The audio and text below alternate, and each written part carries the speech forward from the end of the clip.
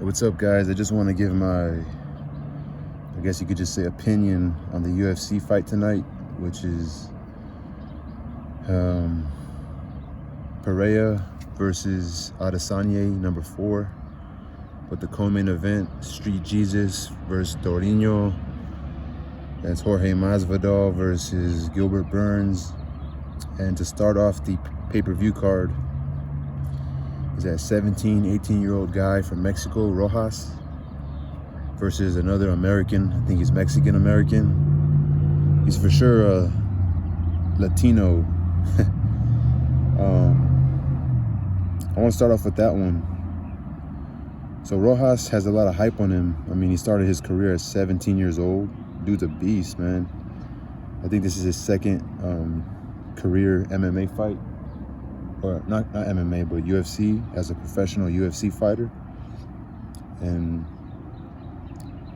he's young. I don't know how good his striking is. I've seen some highlights from his first fight. And I just know this fight is going to be more of a test. The guy he fought the first time was an older dude. He might have been like early 30s, maybe mid 30s. And he was shorter. He was bigger than Rojas, but he was slower. And Rojas is just 17, 18 years old, man. You could go for days. You probably don't even get tired, especially if your background is wrestling and jiu-jitsu, which gets you a lot tired if you're not used to that type of conditioning. You know, it's a lot of squeezing, a lot of trying to get out of, you know, people's grapples or whatever. And so I think this is going to be a bigger test for Rojas to see where he really is at, if he's all hype. I mean, the kid's 17, 18, so even if he took a loss, I mean, it's not going to be the end of his UFC career. You know, he seems like a scrappy dude. He's not just going to go down easy. He's obviously going to try to take the fight to the ground since he is a jiu-jitsu superstar. He's like a fucking scorpion. He's very squirmy and long and lanky, but he's fighting another younger guy, so I think it's going to be I think Rojas' striking is going to be tested. But he could pull it off if he's able to take the fight to his strengths, which is take it to the ground and submit the guy and just be a pest, be all over him and be relentless. So I was pretty much looking forward to watching that fight. I'm gonna be busy. I'm not gonna really get to watch the fights live like I would have liked, but I will be free next week when Gervonta Tank Davis fights Ryan Garcia, which I'm happy I'm not gonna be busy that day, which is next week, April 22nd. Or it could be 2 weeks away, I think. I think it's 2 weeks. I could be wrong. It could be the 15th, which is next week. And then going back to the Street Jesus fight, Jorge Masvidal, which is ranked number 11, versus Gilbert Burns, which is in the top 5. I think he's like number 2 or 3. I'll start off with Gilbert Burns. I'm gonna lay down because my neck is hurting. I'll start off with Gilbert Burns. Hopefully no ants crawl on me. But Gilbert Burns versus Khamzat Chimaev, man. Like the only fight that a lot of the fans like myself, who were just pretty much fans of these characters in the UFC and fans of the big fights. You know, I don't really... MMA wasn't my first love of sport, so I don't really watch any sports, really. I train mostly, if you guys follow me, but...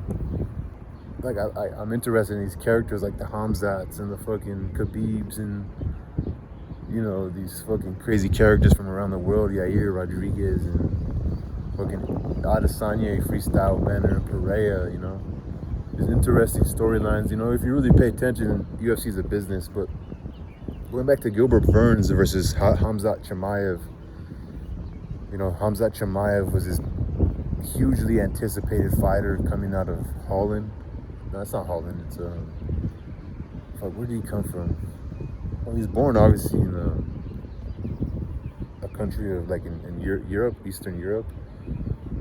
But then he moved. Where did he move to? I know their flag color is like blue and yellow. Fuck. No, that's not. It's not Ukraine. That's the Ukrainian flag. Fuck. Where did he move to? But anyway, so dude's a beast, man. I watched that first fight live, the Khamzat Chimaev versus Burns. I actually got to see it live. I mean, on TV when they aired it, and I rewatched it the other day. But when I watched it live, because of Khamzat's, hype, and just the way Gilbert Burns, he took it to him, and Gilbert Burns, he was relentless, and he landed a shot that knocked down Khamzat. I kind of assumed that Gilbert Burns won that fight, but when I rewatched it, Khamzat actually started off very well. He was throwing harder shots. He was throwing kicks. He did try to take Gilbert Burns down a few times, and Gilbert Burns had some really good takedown defense. It's a cage, so they could just like fall back on the cage, and it's a little harder, If it was an open mat, Khamzat probably would have been able to take Burns down, but that's, this is UFC. There's a cage. So initially, I thought Gilbert Burns won that fight, actually, because I just assumed that Khamzat was going to easily defeat him. But when I rewatch it again, like I said, I think Khamzat actually won that fight. Gilbert Burns just showed a tremendous amount of heart. And again, I'm still waiting for Khamzat to fight again. I'm looking forward to who he's going to fight. There's been rumors he's going to fight Paulo Acosta. I think supposedly Khamzat's going to be fighting towards the end of the year, or maybe like sometime around August, September. While we're waiting, man. But the guy, he trains a lot. You see him on the internet. So Gilbert Burns is a dog, man. He still has some championship run in him. He still wants to be champion. He's been around for a long time. And again, Street Jesus, man. The guy with the silk satin sheets, just like he's one of the superstars in the MMA, right alongside Conor McGregor's and the Nate Diaz's and the Khabib's. The guy is a superstar. I mean, he's ranked 11. He's the co-main event. And they're fighting in Miami, which is the city he's from.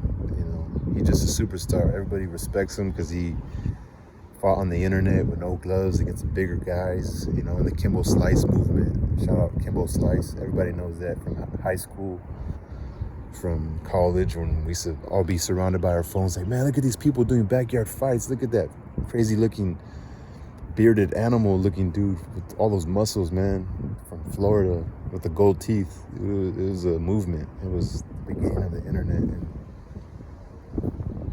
I don't know. I think Gilbert Burns is going to be a hard guy to be able to knock out, Does Masvidal have the same strength as Chimaev? I don't know. I think, obviously, we all know what George Masvidal can do. He's a great striker. He's a great stand-up guy with his, his boxing ability. He has some solid kicks. I don't know. I'm not sure. I think it's going to be a great fight, but I think if Burns takes it to the ground, Burns is going to just want to drain him. He's just going to want to keep him there. I did watch some interviews that Burns, he says he wants to scrap with him. He wants to stand up with him. He wants to throw with him. He wants to throw down, and I think that's going to be a very interesting one. I don't know. I just see, it all depends. George has a tendency to get tired. He's like 38 years old. How much does he focus on wrestling? How much throughout his career did he focus on wrestling? I mean, Gilbert Burns is a jiu-jitsu guy. He's a fucking world champion in his pedigree. So, I don't know. I think if they keep it standing up, I think it's going to be a war. I think if George is smart and he's able to move around, I can't remember if it's a 3 or 5 round fight, but if George Masvidal is able to, outbox the guy, but this is MMA, so you got to be prepared for kicks, takedowns, so I don't know. It could be a boring fight, or if Gilbert Burns is really willing to trade with George Masvidal, then I think he has a chance of being a great fight. George is looking to kill the guy, like he keeps saying. I think he's just he might be saying that for the crowd. He knows it's going to be a harder fight than that, but I don't know. I think it's going to be a great card. And now we're going to the fight against the main event, Pereira versus Adesanya 4. I rewatched the UFC fight when they fought last time. So what was my take from that fight? Adesanya was winning. When I say he was winning, I think he was winning more of scoring, like getting some punches off. And Actually, I think it was close. What stands out to me from that first fight is at the end, I think the end of the second round, for some reason, Pereira like had his hands down. I don't know if he was tired toward the end of the round. I don't know if he was anticipating the bell, but he had his hands down, and that was right after he had like finished throwing like a 2-punch combo that he didn't land on Adesanya. And the referee was like anticipating the bell as well, but as soon as for some reason Pereira had his hands down, that's when Adesanya struck. I think he came with like 2 left hooks, I think, and it was right at the bell. One of them, the last punch, was right at the bell, and then it stunned Pereira, and so that stood out to me. I think a couple rounds later, a round later, he takes down Pereira. But before then, Pereira actually attempted 2 takedowns before Adesanya was able to become successful on his takedown. And obviously Adesanya is the one moving. The one who's walking the guy down is Pereira, being the bigger man. So I don't know. To me, it seems like one of these things that Pereira's just obviously bigger. He's the bigger guy, and at the end, he was able to pull a rabbit out of the hat and use that to his advantage, and just fucking being the bigger guy, saying fuck it. You know, even if you watch that fight again, the commentators, whether it was Joe Rogan or I think it was Joe Rogan, they said, well, hey, this is the last round. He doesn't have to save anything. He doesn't have to preserve any energy. He could release it all. And that's exactly what he did with like 2 minutes left. There was multiple times in that fight where Pereira had Adesanya up against the cage, and even a couple for some reason Pereira throws like these short left hooks, and I was like, come on, let your hands go, bro. Throw like some straight punches, but everything is like a hook. Every punch is like this, like right jab, left hook, or like he doesn't really throw straight punches like you would see a boxer throwing, like a straight jab. If they're, regular fucking, if their jab is their left hand, they'll throw like a left jab, like a right cross, straight, and then a left hook. But this guy just gets in close, and the commentators, you keep hearing them. If you rewatch that fight, you keep hearing the commentators say, oh, he's dangerous when he gets close. But honestly, I seen more of the better boxing skill in Adesanya when I watched it. It stood out to me is that, and that's why I say Adesanya was kind of winning, because I felt like even though it might not have been hurting, Pereira, because he's the bigger guy, his punches might have not been hurting him, the ones that he was able to see, he still could score on those points, So as Pereira was getting closer, I felt like it was easier for Adesanya to strike. And I was getting kind of frustrated, like, dude, why does this Pereira guy only throw these like weird ass short left hooks? Like, fuck, dude, he's like stiff, And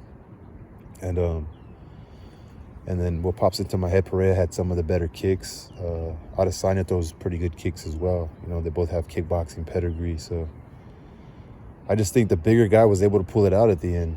And it was like a weapon that the other guy doesn't have, that's what it seemed to me at the end. But I think if Adesanya's smart, he can just keep winning on being able to be quicker and being able to outstrike the other guy without letting him catch him, because that's what Pereira's trying to do. He's trying to catch him and hurt him with one punch. He's knocked the guy out once, he stopped him once, and he beat him once. So he knows he could knock him out. He knows he's a stronger man. But I think Adesanya, what he has to his advantage is his output, his fatigue or his stamina to be able to last. And I think he probably would have retained his belt being the champion last time if he would have been able to last those last 2 minutes and have been able to get out of that round.